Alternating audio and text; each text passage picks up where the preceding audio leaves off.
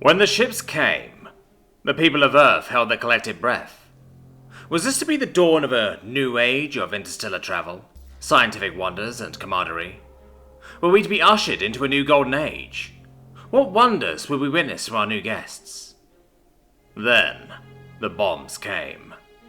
Death and destruction rained down on every major city, and people began to go into hiding, underground, in forests, and in the ruined hulks of deserted buildings.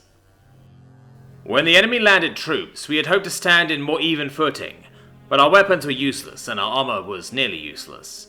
We stood almost no chance of surviving. The enemy had too much of an advantage, and we could barely manage to kill them. We were hunted, ferreted out of every spider hole, cave, tunnel, tree blind, and hideout. The governments had been targeted first, and so there was no one left to lead. Eventually, there were so few of us left, many gave up hope of surviving. That's when the Council made itself known. Unbeknownst to mankind, the Council had ruled in the shadows for millennia, ruled with an iron fist, controlling every aspect of the lives of those it governed. And now, the interlopers had upset the delicate balance of the Council's plan. But the Council did not rule over the humans. The Council ruled over those creatures which mankind feared, those whose hunger or anger or animal instincts made a danger to humans. The first time a Coven called down lightning on an alien convoy, destroying machines and operators alike, there was a stunning silence from both sides. When the enemy's assault troops first reported that they had found a hideout of hundreds of humans in an old crypt, they had assumed it was just another human bolt hole. And then came the reports of humans who wouldn't die, who healed instantly, and who killed their enemies with strangely elongated fangs. Who sucked the life out of anyone they caught, leaving behind dedicated lifeless husks. The stories grew more and more bizarre as time went on. Humans who turned into giant savage beasts covered in shaggy fur, ripping apart any invader they saw with massive teeth and claws. Humans who would jump out of bodies of water, only to drag back and drown any invader that came too close to the water's edge. All the old nightmares of Earth, long since attributed to fairy tales and horror stories, threw off the camouflage of mundanity, and let fly their more savage and baser instincts. Werewolves, vampires, witches, sea people, and more, the counter-assault was massive and deadly. But the turning point was the Prometheans, humans who were being reassembled, conglomerated, built from spare parts, and then had the breath of life forced back into them.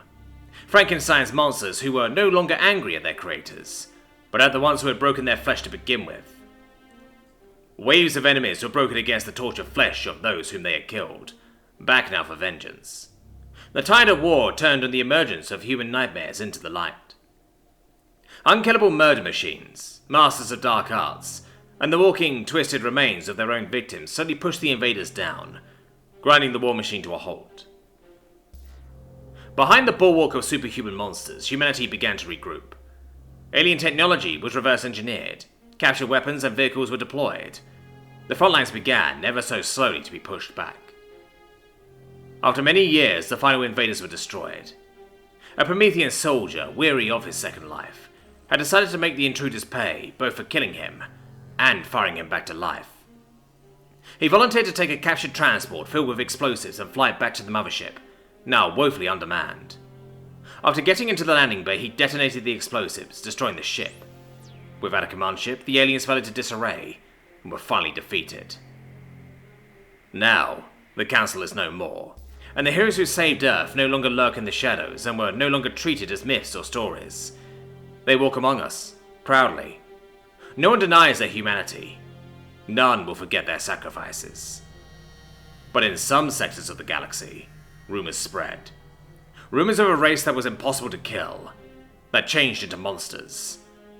And if you don't behave, the Earthlings will come for you in the dark.